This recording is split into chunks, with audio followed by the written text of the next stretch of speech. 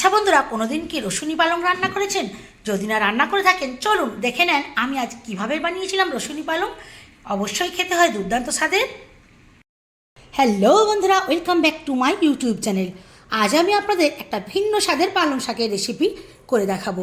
তো তার জন্য এখানে নিয়ে নিয়েছি বেশ খানিকটা পালং শাক। পালং শাকের পরিমাণটা যার বাড়ির সদস্য সংখ্যা যতটা সেই রকম অনুযায়ী নিয়ে নেবেন। তো আমি এখানে নিয়েছি ধরুন 250-300 গ্রাম হবে। আর নিয়েছি একটা মাঝারি সাইজের বেগুনের অর্ধেকটা কেটে নিয়েছি ঠিক এই রকম ডুমো ডুমো করে। আর এখানে নিয়ে নিয়েছি রসুন। এখন বন্ধুরা, আমি যেটা রান্না করব তার নাম হচ্ছে রসুনি পালং। সেটা তো টাইটেলে বুঝতেই পেরে গেছেন। তো এই যে রসুনের পরিমাণটা সেই জন্য বেশি, রসুনটা অবশ্যই বেশি লাগবে। তো তাহলে বন্ধুরা চলুন ভিডিওটা না টেনে দেখুন, দেখতে ভীষণ ভালো লাগবে। তো বন্ধুরা, এখন ওভেনে বসিয়ে দিয়েছি কড়াই, আর দিয়ে দেবো আমি সর্ষের তেল। তেলটা একেবারে দিতে হবে যতটা লাগবে, শাকের পরিমাণ কম তাই তেলটাও আমি কম দিলাম। পরিমাণ অনুযায়ী তেলটা দিয়েছিলাম। তেলটা গরম হয়ে যাওয়ার পর দিয়ে দেবো 2টো কাঁচা লঙ্কা এরকম মাঝ বরাবর ভেঙে। এখন দেবো রসুনটা যে নিয়েছিলাম, অর্ধেক করে থেতো করে নিয়েছি, রসুনটা দিয়ে দিলাম। নাড়িয়ে ছাড়িয়ে রসুনটাকে একটু ভাজা করে নেব। রসুনের গাটা এইরকম একটু লাল লাল বর্ণ হয়ে গেলেই এর মধ্যে দিয়ে দেবো কেটে রাখা বেগুন। বেগুনটাকে 2-4 বার একটু নাড়িয়ে মিশিয়ে ভেজে নেব। এখন বেগুনের মধ্যে দেবো পরিমাণ মতো একটু নুন। দেখুন বেগুনটারও কালারটা কেমন চেঞ্জ হয়ে গেছে। এখন আমি তুলে দেবো শাক।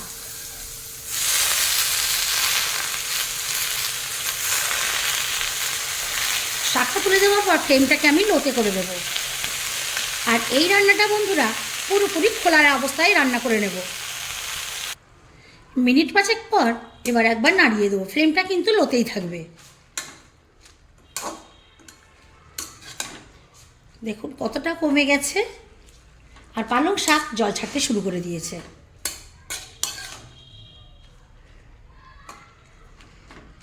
এইভাবে আবারও মিনিট 5 রান্না করে নেব। ফিরে আসলাম আবারও 5 মিনিট পর। এখন আবারও উল্টিয়ে পাল্টিয়ে দেবো। আর দেখুন শাকের কালারটা কতটা সুন্দর আছে। এখন ফ্লেমটাকে আমি হাই করে শুকনো করে নেব। আর এই সময় নুনের স্বাদটাও আমি চেক করে নেব। আর আপনাদের যদি মনে হয় যে একটু চিনি খাবেন, চিনি দিতে পারেন। তো আমার খুব একটা শাকটাকে চিনি অতটা ভালো লাগে না, বাট একটু দিলে ভালো হয়। এবারে নাড়িয়ে নাড়িয়ে একটু ভেঙে ভেঙে দিয়ে একদম শুকনো শুকনো করে নিতে হবে। আর এই শেষের দিকে আমি অবশ্যই দেবো একটু ধনেপাতা কুচি। ধনেপাতা কুচি দিয়েও ভালো করে নাড়িয়ে নেব। যতক্ষণ না ড্রাই ড্রাই হচ্ছে ততক্ষণ আমি নাড়িয়ে মিশিয়ে দেবো ভালো করে, যতটা ভেঙে ভেঙে ঘন্ট মতো করা যায়। তো এইভাবে খুব সহজেই কিন্তু কোনো রকম মশলা ছাড়া, দেখতেই পেলেন বন্ধুরা, কোনো রকম হলুদ নেই, লঙ্কা নেই, ধনে জিরে গুঁড়ো নেই, তো মশলা ছাড়াই রান্না করলাম। তো অবশ্যই কিন্তু এটা আপনারা বাড়িতে ট্রাই করবেন।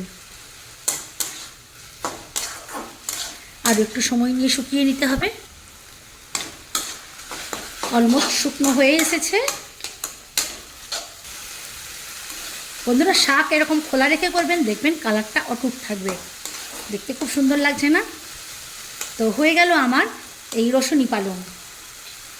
এখন ওভেনটা অফ করে দেব। ঠান্ডা হওয়ার পর ফিরে আসছি বন্ধুরা। তো বন্ধুরা, এই ছিল আমার রসুনি পালং শাকের রেসিপি। আমার এই রসুনি পালংয়ের রেসিপিটা আপনাদের কেমন লাগলো অবশ্যই কিন্তু কমেন্ট করে জানাবেন। ভালো লাগলে লাইক করবেন, কমেন্ট করবেন, আর শেয়ার দিয়ে অন্যকে দেখার সুযোগ করে দেবেন। আর যারা যারা এখনও পর্যন্ত আমার চ্যানেলটাকে সাবস্ক্রাইব করেননি, সাবস্ক্রাইব করে আমার সঙ্গে থাকবেন। ও হ্যাঁ, নিত্য নতুন ভিডিও রেসিপি পেতে অবশ্যই আমার ভিডিওর বেল আইকনটি প্রেস করে রাখবেন। এতক্ষণ আমার সঙ্গে থেকে ভিডিওটা দেখার জন্য আপনাদের অসংখ্য অসংখ্য ধন্যবাদ।